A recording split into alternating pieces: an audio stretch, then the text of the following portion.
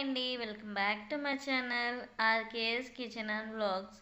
ఈరోజు మన ఛానల్లో నా స్టైల్లో బీన్స్ కర్రీ ఎలా చేస్తానో చూపిస్తున్నాను. ఈ కర్రీ పూరీల్లోకి, చపాతీల్లోకి అండ్ రైస్లోకి చాలా టేస్టీగా ఉంటుంది. ఎలా చేయాలో వీడియోలో చూద్దాం. ముందుగా కట్ చేసి పెట్టుకున్న 3 మీడియం సైజు టమాటోస్ మిక్సీ జార్లో వేసుకోండి. అలాగే 6-7 జీడిపప్పులు వేసుకోండి. ఇప్పుడు ఒక చిన్న దాల్చిన చెక్క, 2 లవంగాలు, 1 యాలకు వేసుకొని మూత పెట్టి మెత్తని పేస్ట్లా పెట్టుకొని పక్కన పెట్టుకోండి. ఇప్పుడు స్టవ్ పైన కడాయి పెట్టుకొని అందులో 1.5 టేబుల్ స్పూన్ ఆయిల్ పోసుకొని ఆయిల్ వేడెక్కిన తర్వాత 1 స్పూన్ జీలకర్ర, అలాగే 1 రెమ్మ కరివేపాకు వేసుకోండి. ఇప్పుడు కట్ చేసి పెట్టుకున్న మీడియం సైజ్ ఆనియన్ ముక్కలు వేసుకోండి. అలాగే 5-6 పచ్చిమిర్చి చీలికలు వేసుకొని వన్స్ కలుపుకొని మూత పెట్టి 1 మినిట్ ఉడకనివ్వండి. ఆఫ్టర్ 1 మినిట్ మూత తీసి చూస్తే మనకి ఆనియన్స్ అనేవి చక్కగా వేగిపోయాయి. ఇప్పుడు మనం కట్ చేసి పెట్టుకున్న బీన్స్ వేసుకోండి.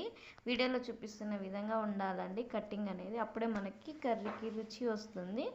ఇప్పుడు సాల్ట్ వేసి మూత పెట్టి ఒక 2 మినిట్స్ మగ్గనివ్వండి. ఆఫ్టర్ 2 మినిట్స్ మూత తీస్తే మనకి బీన్స్ అనేవి 50% వేగిపోయాయి.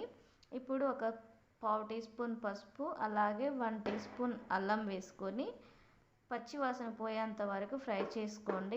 ఇలా ఫ్రై అయిన తర్వాత మనం ముందే రుబ్బి పెట్టుకున్న టమాటో జీడిపప్పు మిశ్రమాన్ని వేసుకొని వన్స్ కలుపుకొని మూత పెట్టి ఒక 2 మినిట్స్ ఉడకనివ్వండి. ఆఫ్టర్ 2 మినిట్స్ మూత తీసి చూస్తే మనకి ఆయిల్ అనేది పైకి వస్తుంది. సో అప్పుడు ఒకసారి కలుపుకోండి. ఇలా కలుపుకున్న తర్వాత 1 స్పూన్ కారం వేసుకోండి. ఇప్పుడు 1/2 టీ స్పూన్ గరం మసాలా, అలాగే 2 స్పూన్స్ ధనియాల పౌడర్ వేసుకొని మంటను సిమ్లో పెట్టుకొని ఒక 30 సెకండ్స్ ఫ్రై చేసుకోండి వేసిన మసాలాలని.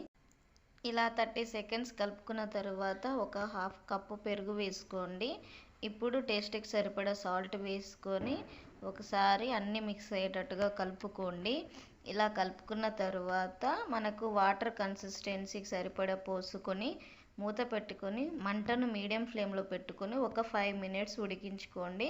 ఆఫ్టర్ 5 మినిట్స్ మూత తీసి చూస్తే చూడండి మనకి పర్ఫెక్ట్ కన్సిస్టెన్సీతో కర్రీ రెడీ అయిపోయింది. ఇప్పుడు స్టవ్ ఆఫ్ చేసి ఈ కర్రీని ఒక బౌల్లోకి తీసుకొని సర్వ్ చేసుకుంటే ఎంతో టేస్టీ అయిన బెన్నీస్ కర్రీ రెడీ. ఈ కర్రీ మీరు ఇలాగే చేసి ఉంటే కమెంట్ చేయండి.